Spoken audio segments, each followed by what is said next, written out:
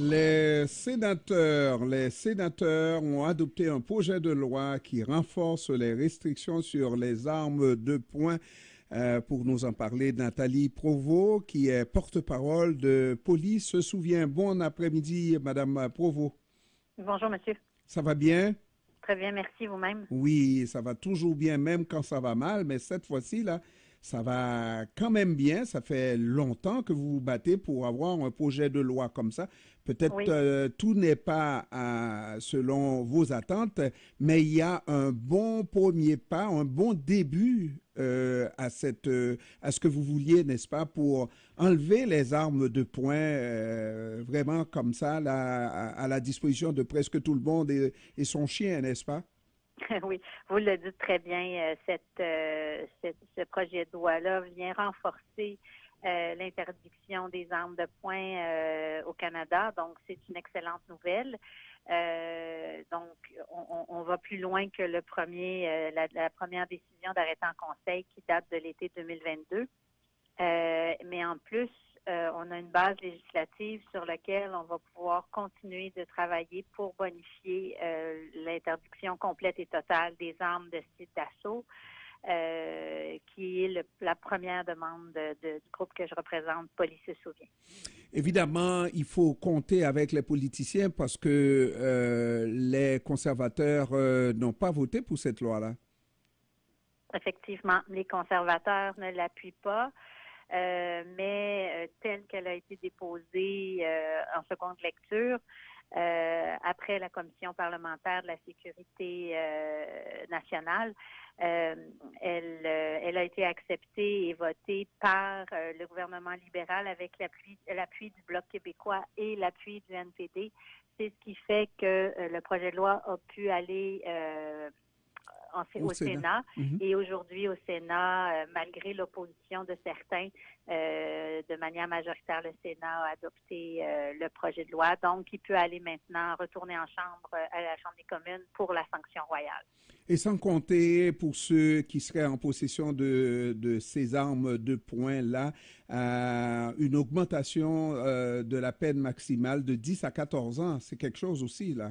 Oui, La, mais en même temps, ceux qui la possèdent légalement et qui l'utilisent correctement ont la possibilité de les conserver, mais ça fait quand même une interdiction de tout nouveau achat, tout nouveau modèle. Donc, c'est quand même un progrès significatif et important.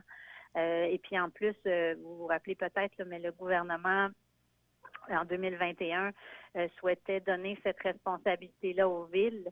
Et pour nous, c'est un grand progrès qu'ils aient finalement reconnu que cette responsabilité-là devait rester au niveau fédéral et soit pleinement assumée par le gouvernement canadien et pas transférée vers les provinces ou les villes. Donc, c'est un grand jour pour la sécurité publique au Canada. et puis, on parle encore de continuer avec le projet de rachat des armes par le Oui. gouvernement, oui.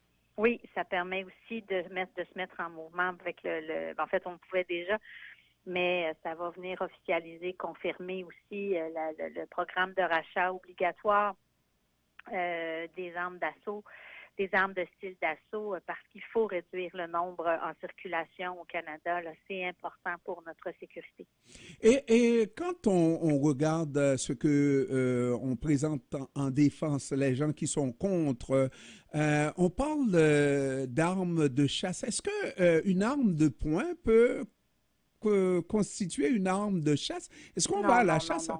Non, hein? On ne peut pas aller à la chasse avec une arme de poing. Une arme de poing est une arme restreinte qui demande un permis particulier pour pouvoir l'acquérir. Donc, c'est pas considéré comme une arme de chasse. Le problème, c'est qu'il y a certaines armes de style d'assaut, donc qui sont des armes d'épaule.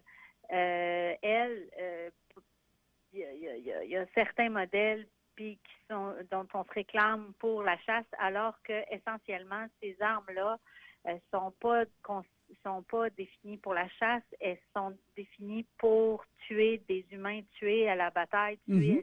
elles sont assimilables à des armes de guerre.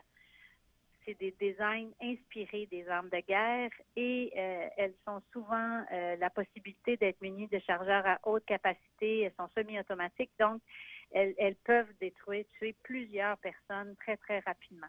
Et c'est contre ce type d'armes-là qu'on se bat, les armes de style d'assaut.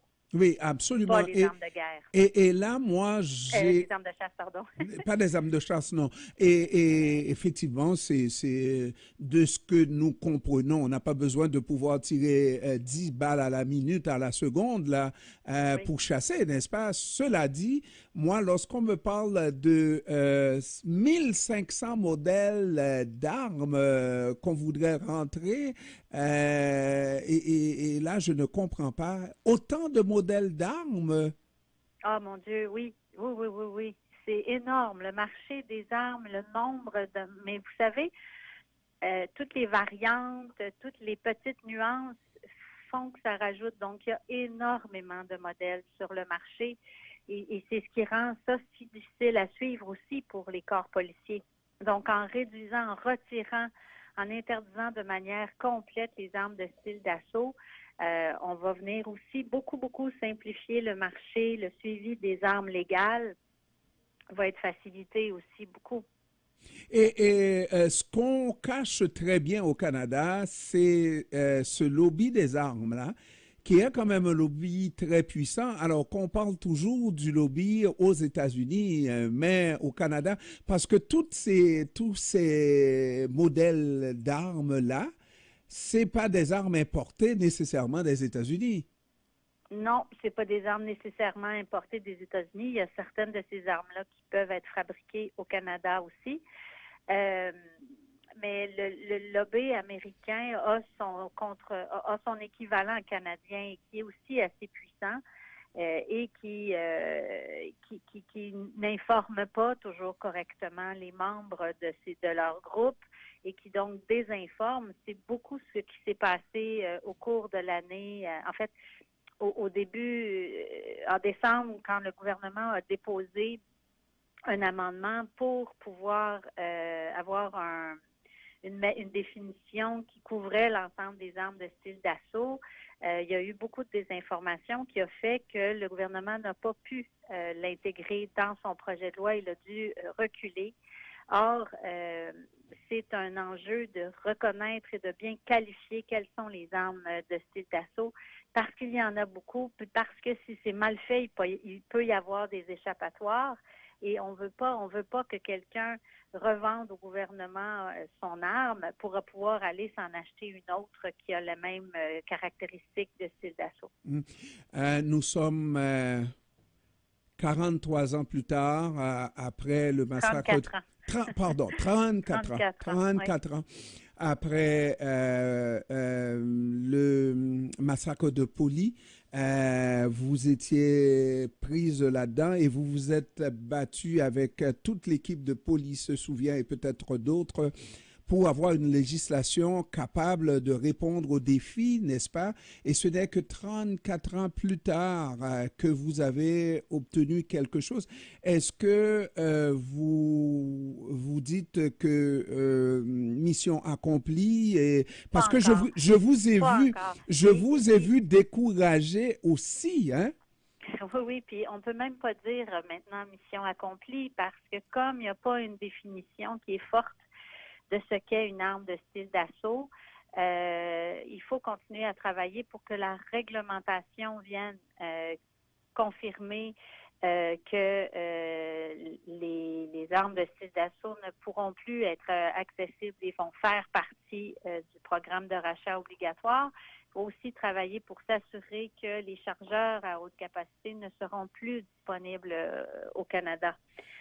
Parce qu'en ce moment, il y a des chargeurs à haute capacité modifiables. Puis, comme on peut les modifier, ben c'est comme si on avait des chargeurs à haute capacité. Mais c'est un débat très technique. Puis je voudrais quand même rappeler à tout le monde qu'en 1995, donc il y a près de 25 ans, il y a eu un projet de loi très fort qui a créé le registre des armes d'épaule et le registre des armes à feu, qui rend le débat extrêmement difficile aujourd'hui, c'est qu'en 2012, le gouvernement de Stephen Harper a détruit le registre des armes d'épaule et on a perdu toutes les données et toutes les informations relatives à qui possède quoi et ça a été complètement détruit, ce qui rend le travail de suivi et le travail des policiers extrêmement difficile pour renforcer nos contrôles. Et donc, cette première bataille-là, moi, j'y étais pas vraiment présente parce que je devais me guérir des événements de Polytechnique.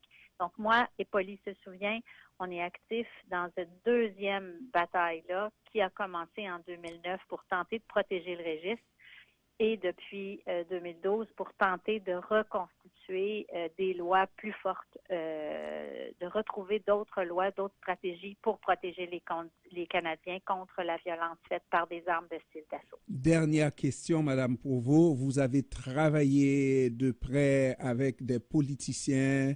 Il y en a de toutes sortes, des pour et des contre, pour en arriver à ce résultat-là, un tant soit peu satisfaisant.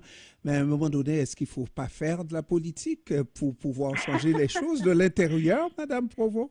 Mais pour l'instant, on a l'impression que notre voix continue de porter et je crois que pour travailler en fonction de mes convictions et compte tenu de la sensibilité du dossier sur les armes de style d'assaut, sur les armes en général, je pense que le travail de l'extérieur est encore très efficace.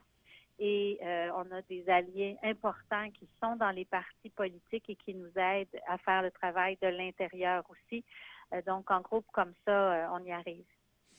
Voilà, mais la nuit porte conseil, l'année changeant peut porter conseil aussi, on ne sait jamais.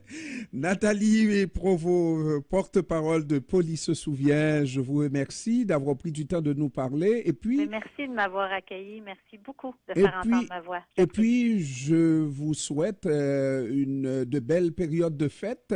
Joyeux Noël, Madame Provost.